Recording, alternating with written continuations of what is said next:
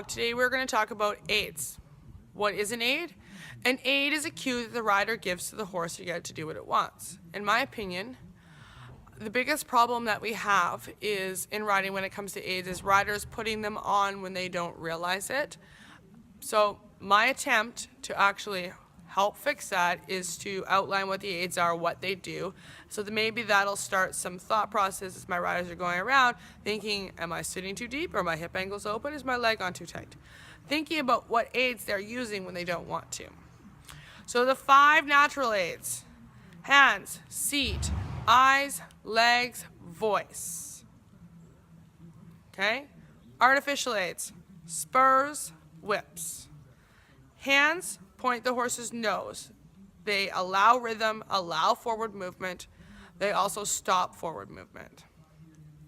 Your seat, and we're going to put seat/weight aids because I consider them the same. In an open hip angle, our seat is driving. If our seat leans, our horse goes in the direction that we lean. It also allows, so it does push the horse. We'll call it a driving aid.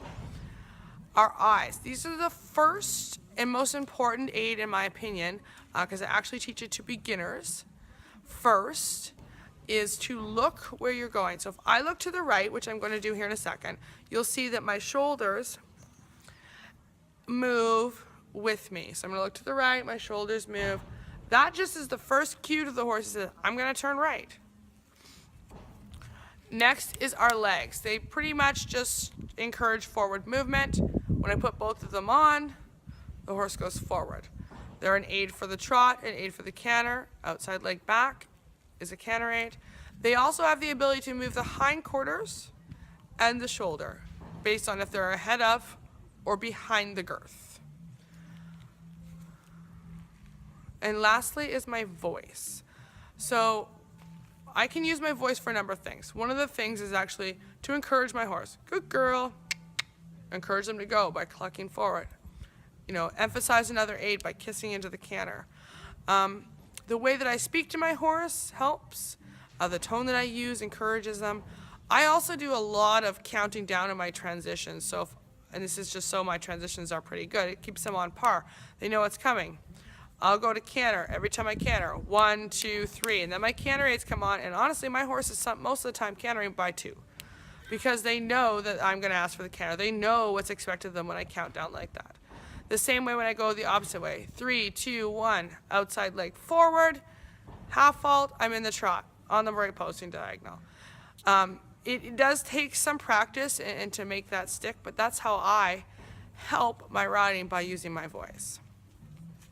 So the last thing I do is, or the last aids we have to speak about are the artificial aids. And those are your whips and spurs. So your spurs basically enforce your leg. They're an added thing to your leg that does the same thing, but if you have a dull horse, you may need them so you don't have to work quite so hard and your horse is moving a little bit more forward. The whip is also an aid. It can work in different ways. It can control the shoulder. If I use it in front of on the shoulder, in front of the saddle. It can work as a tapping motion behind my leg behind the girth to move the hind end. Eric can work a little bit back farther. I usually use it on the rump when I really want them to go forward because they're going to move away from that. And I do use it at the same time with my legs. So technically it also enforces the leg. Understanding the aids and what tells your horse to go where is probably a good chunk of knowing if you're using them or not. And the best practice to make sure that those aids are clear are actually just to go out and ride and think, okay, what is my horse doing? Oh, my horse is not turning through that right turn. Well, what aids might be on to get in the way? So my inside leg could be in front of the girth, blocking the shoulder. Maybe I'm not opening enough the rein. Maybe I'm not using my eye.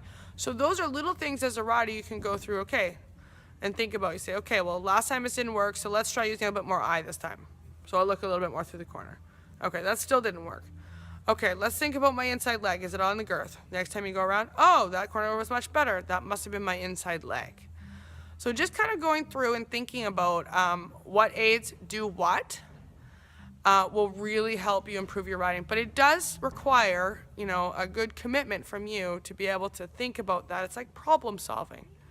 You know, that didn't work. What else could work? What could I try? And as a rider, that's really your job to kind of try and problem solve as much as you can when you're riding on your own.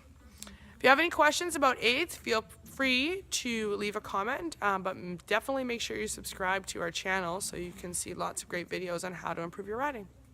Thanks.